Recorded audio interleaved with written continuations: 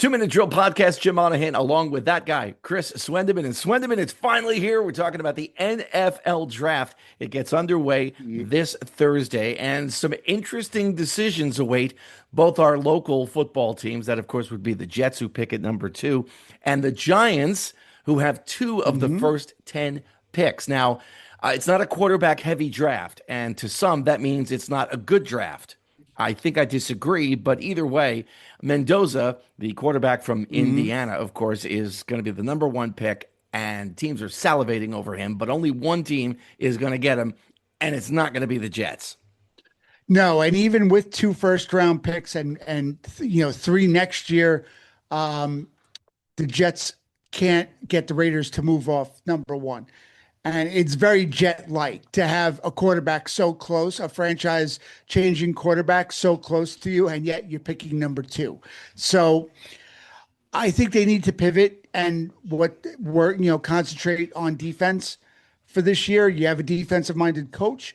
Go defense with at least your first-round pick. See if you can maybe maneuver a little bit with the second pick and pick number 16. Even with an early pick in the second round, they have a lot of value in those picks. So I think maybe, I think they're kicking around one of maybe 3 defensive players, Avril Reese, Bailey, or Bain from Miami at 2. And maybe you come back, maybe you grab another wideout to go across from Garrett Wilson. I can't see them picking a quarterback with that second pick. I think that would be a misstep by them. I was just thinking as you were talking about this and what the Jets are going to be doing. Wouldn't it be interesting if you could draft a coach? Can you imagine what would happen if the Jets? I almost choked at laughing so hard about that. The fans might be into it.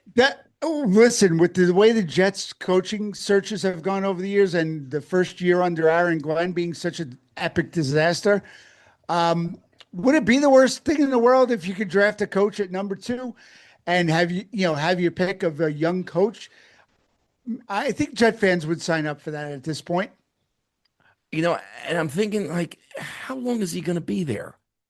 How long of a leash does Aaron Glenn have this year? And we talked about this a lot last season. Yep. Why they kept him on so long. There were other choices out there that they could have made, especially at the end of the season when there were 2 high-quality guys available, right? And they didn't. So the mind boggles. The Jets are going to jet, that sort of thing. It's the way it is with the Jets. Jets are going to jet. It's the easiest phrase to remember because they prove it right all the time. I think you give Aaron Glenn this year, and if it goes south again, at least you're picking high in next year's draft when it's a very quarterback heavy, led by, that guy with the last name Manning, I heard is pretty good. So you have at least something to fall back on if it goes south this year, once again with Glenn. And then, of course, you look, your coaching search starts over again. But the upside is you have a high-end pick. You have a lot of picks next year to play with. 3 in the first round. It's, and who knows what else maybe between now and then. But I think this year's draft, if they play it right, and next year's draft could really turn the Jets franchise around if they do it right. The big word, and you used it a few times in that sentence right there, the paragraph you were talking right there, is the if. If the season goes south. Right. For me, Chris, it's not a matter of if the season goes south for the Jets. It's when. It's true. I was trying to be a little positive for Jet fans, and seeing as we're only going into the draft for this year. And I didn't want to totally rain on their parade, but I think Muji is a really solid GM, and I think he's going to do good things for them. It's just they have to pair him with a good coach. You can talk all you want, and use the Parcells line about buying the groceries, but if you don't have the guy that can cook it and make it cook, then it doesn't do you much good. So I think if it goes south, when it goes south, we're going to use your term. When it goes south, I think you need to move off Glenn sooner than later when it does, and just try to move on and see what you can salvage and build off of for next season. The Giants pick at 5, and then they pick again at 10 Hmm. with the Dexter Lawrence trade there. A lot of people are speculating that with the 5th pick, they're going after that running back from Notre Dame, Yep. Jeremiah Love. What do you see the Giants doing in this draft? I actually think Jeremiah Love is going to go before the Giants get there. I think Tennessee takes him. And then the Giants probably go defense, maybe a Caleb Downs. I could see going to the Giants. I think with Harbaugh, I think if Love falls to them, I think they may grab him because I know Harbaugh does like that, big, strong runner a la Derrick Henry in Baltimore. But I think for some reason I see him going to Tennessee, and then the Giants, maybe their fallback plan is defense, and then maybe another defensive player at 10. And let me tell you something, losing a player like Dexter Lawrence, hard to replace. But if you to get away with the 10th pick in the draft for him, that's a pretty good fallback option. So well done by the Giants and the front office, whether it was the front office or Harbaugh making the final call on that. Great job to get the 10th pick if you're going to lose out on somebody like Dexter Lawrence. Well done. And if you're not able to head to Pittsburgh for the draft itself, paint your face and do all of that stuff, there are not one, not two, but three different ways to watch the NFL draft this year: ABC, Yep. ESPN, and the NFL Network. And they will all have different coverage. They'll have different hosts. So you can choose, or you could watch all three. Like if you're really, really into this and want to multitask, get three screens and put them side by side, and you could just go crazy starting on Thursday. Yeah, it's funny you mention that because my subscription service that I have actually lets you put up 4 windows at a time. So I can actually make that happen and still watch the Nick game, which is also going on that night. So if I needed a fourth to, really throw my ADD into overdrive, I could actually throw on basketball and then watch all three coverage at the same time, which, you know what, at some point I may do just to see what it looks like. If you do that, I want video of it. Have your wife take some video of this because I would pay to see this. Oh, absolutely. I mean, it would be, listen, if you think I can get crazy watching one game, me watching 3 screens of draft coverage and 3 different types of draft. Yeah, it'll be. I'll make sure she records it if I do put it into that mode. And we're gonna have a few people here, different fans of different teams, so it'll actually be fun if I can record some of it. You don't paint your face, do you? No, no, no, no. I stopped doing that a while ago. I forgot to use removable paint one time and it just got ugly. So, no, I'm not going to be painting my face, and I got a long way to go. So I'm going to keep myself busy because the Bills don't pick until the 26th pick. So you bet that I'm going to do something to keep myself busy. So that 3 screen idea may come into play pretty early.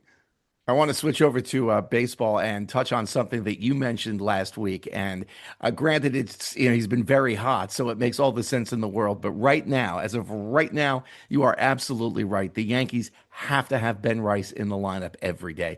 You can't until he proves you wrong. You cannot platoon this guy. He has to be in there every day. I mean, him and Judge are there pretty much only offense right now. Bellinger's starting to come alive this series against KC over the weekend. Stanton has his, hit or miss, but I mean, this kid can just flat out hit Rice. I love him.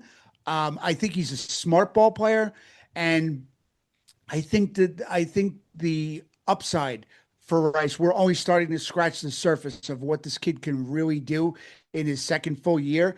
And I think by the time we get to maybe the All-Star break, he may be of All-Star caliber by the end of this season. I think we're going to be talking about Judge being 1 and Rice being 1A because this kid's just got so much talent. The other thing about Rice is I don't think he should be behind the plate. Put him either you let him No, well, if you have him DH, what do you do with Stanton? But right. let him play first base and you keep him in the lineup. Just save his legs. There's no reason for him to be behind the plate. Not when he's hitting like this. No, no, not at all. I mean, you Can't take that back. Obviously, you want to get Goldschmidt into the game. I get that. You don't want his bat to be cold for when he does get used, but he's a part-time player. He's on the back end of his career. This kid's ceiling is endless right now. I mean, he is just when he gets up there, anytime he gets a hold of it, you kind of jump and like, oh, what's I mean, I'm really excited for this kid. And analytics, like I said last week, analytics be damned. Keep this kid in the lineup and let him swing the bat because he's just so talented. And we were also talking last week about parity reaching Major League Baseball and how close the vast majority of teams were to first place in their respective divisions. Except for one. Except for, well, or a they couple. were okay a week ago, Swenderman. They have doubled they've gone from 4 games out to 8 games out. We're talking, of course, about your New York Metropolitans. What a disastrous streak this has been. As we record this, 11 games in a row, and they're losing in every way imaginable. Close games, blowout games. It doesn't matter. They just can't get out of their own way right now. Beat the Mets, come right up and beat the Mets. I mean, they were so close to winning on Sunday against Chicago. And Devin Williams, the closer they brought in for Edwin Diaz, who signed with the Dodgers, blew the game. Where did we see that happen before? Oh, that's right. If only we had learned something from him playing for the Yankees. But I did this team there is nothing likable about this team right now with Soto out. Soto is supposed to be back as we record this on Monday. He's supposed to be back on Tuesday for the home series. But there is not, how much can Soto do to put this team on his back to win? I don't see enough out of this team to make it feasible that Soto comes back. You're going to see that big of a change. They're 7-15 as of Monday night, and they have the second highest payroll in MLB. Think about that for a second. That is just brutal. And all the guys that they jettisoned out and all the guys that they brought in, none of them even look anywhere near, great fits for this ball club so far. You mentioned Edwin Diaz and the news coming out on Monday as well that he's going to miss the next probably 8 weeks or so. He's having surgery to remove loose bodies in his arm, which sound to me like pieces of cartilage. And if it's, they say, what's the definition of minor surgery? Surgery someone else has. It's not supposed to be a complicated procedure, Right. But you're going into somebody's arm, and obviously you want to be careful about it. But all things being equal, he could be back probably around the All-Star break. But if this happened to him while he was with the Mets and the Mets still had him, they'd be in just the same position they are right now, I think, with Devin Williams. It is true. I mean, you never want to see anybody injured, but if anybody is built to sustain an injury to a guy who's making $60 million, for the life of his contract, are the Dodgers. The Dodgers will go on cruise control enough to win games, to be in contention, and then they're going to hit, the go button in August, and they're going to just blow past everybody. And they'll get Diaz back right in the prime time when they need to start really turning it on and focus on the playoffs. That's just how they're built, and they're that deep. The Mets couldn't have sustained an injury to Diaz, but having Devin Williams doesn't seem like much of a bigger addition right now, or, at least a patch job, you could say. But Williams kind of looks like he's picking up where he left off last year with the Yankees, and it's not a good thing. There are 3 managers who are really on the hot seat, and those would be managing the Astros, the Reds, and the Mets. Of those 3, who do you think goes first? Mendoza. It's not even close. The clock's ticking, and it's ticking loud. You can't have the second highest payroll in MLB and have the worst record in baseball, or second worst record in baseball. I think the worst record in baseball right now. And I mean, Colorado, we didn't expect much from them. The Reds, okay, we did expect more from them. and, and other teams that they're lumped in with right now. I mean, Philly's out of the gate slow. Um, but the Mets, I mean, there was no way anybody would have thought, you and I included, probably, if we would have said, what's the worst case scenario for the Mets? Maybe we thought they'd be around 500, 1 or 2 games under. Not this, not an 11-game losing streak. So, what else are you going to do? You're not moving off Stearns. You're not going to trade Lindor. You're not going to trade Soto. So, therefore, by series of deductions, who else is left? It's got to be the manager. It's got to be the coaching. It's always the coaching. It's always the coaching. So I think the clock's ticking for Mr. Mendoza, and it's coming time. There was a point in time, his first, I'll say 3 months as manager of the Mets, where I thought this guy is in over his head. And then things turned around for a while, and you think, okay, snap judgment on my part, I was wrong. But you look at what's been happening over these first few weeks of the 2026 season, and I'm thinking, maybe I was right. Maybe he is in over his head. Although, obviously, a lot of things have happened between injuries and trades that were made. I still think there was a problem in the clubhouse that went beyond politics. I know we've got a radio host here in the New York area, in Sid Rosenberg, who is convinced that this is all because of politics, of what player did or did not like a certain president. And I just don't think that that's the case here. I don't think it had anything to do with that. I think it had more to do with what was going on, the dynamic between these players. Okay, maybe, they're butting heads a little bit politically, but players, anybody in a professional sport is dealing with people from different emotional backgrounds, different religious backgrounds, different political backgrounds, different race and ethnic backgrounds. Like, be the adult in the room here type of thing. You've dealt with this since high school, college, minor leagues. So I do think it was beat much more than what a radio host would like you to believe. I definitely think the chemistry was off, but in the same sense, winning cures a lot. And I think if they were winning more games, I think we wouldn't even have been having this discussion, but they felt the need to clear house and get rid of, the Mets guys, or, fan favorites, as it were. I think the worst thing they could have done, and we talked about it last year when he was a free agent and they waited to sign.